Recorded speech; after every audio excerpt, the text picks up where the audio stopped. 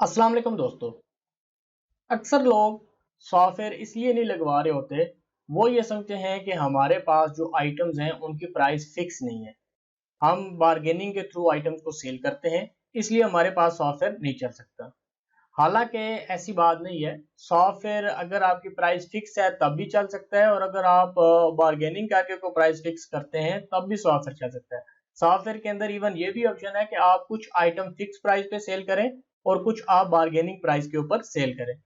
होता ये है बेसिकली कि आप कुछ आइटम्स की प्राइसेस बता देते हैं कि ये 1,000 रुपये का है, ये 1,500 रुपये का है। जिस तरह आप कपड़े के अंदर या गारमेंट्स के अंदर या शूज के अंदर इवन के ये बिजनेस होता है कि आप एक आस्किंग प्राइस रखते हैं, यानी कि कस्टमर आता है, वो आपसे पूछता है ये कितने की है, आप उसे कहते हैं ये 1,800 रुपये की है।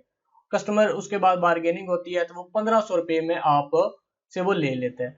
अब इसके अंदर सॉफ्टवेयर के अंदर मल्टीपल ऑप्शन होते हैं प्राइस को कम करने के, जिसके अंदर एक आम होता है कि आप डिस्काउंट दे सकते हैं उस आइटम के ऊपर। दूसरा ये होता है कि जहाँ पे बार्गेनिंग वाला सिस्टम चल रहा होता है तो वो डिस्काउंट के बजाय प्राइस चेंज को प्रेफर करते हैं। इस सिस्टम को मद्देनजर रखते हुए तो सॉफ्टवेयर के अंदर उन आइटम्स का जो टैग होता है वो हम चेंज कर देते हैं, यानी सिस्टम को बता देते हैं कि जब ये वाले आइटम सेल होंगे तो इसकी जो भी प्राइस होगी वो आपने पूछ के आगे जाना है। तो वो कैसे इसकी वर्किंग होगी, आज की इस वीडियो के अंदर हम इसी चीज को एक्सप्लेन करेंगे। आइटम फाइल के अंदर आते हैं। यहाँ पे आप देखिएगा कि ये दो मैंने आइटम्स क्रिएट किए हैं, दोनों की टाइप मैंने चेंज रखी हुई है। मैं दोनों का डिफरेंस बताने के लिए पहले वाले आइटम की टाइप चेंज ही रखता हूँ। इसकी 100 रुपए आस्किंग प्राइस है, यानी कस्टमर हमसे पूछता है ये कितने की है, हम उसे बोलते हैं ये 100 रुपए की है। और जो दूसरा आइटम है वो 300 का है, लेकिन वो फिक्स प्राइस के ऊपर है, हम इसको खत्म कर देते हैं आइटम टाइप को।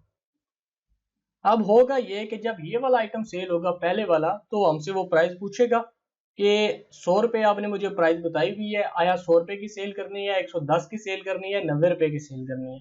जबकि दूसरा आइटम हमसे प्राइस पूछे बगैर सेल हो जाएगा। कैसे होगा वो हम आ जाते हैं पॉइंट ऑफ सेल पे।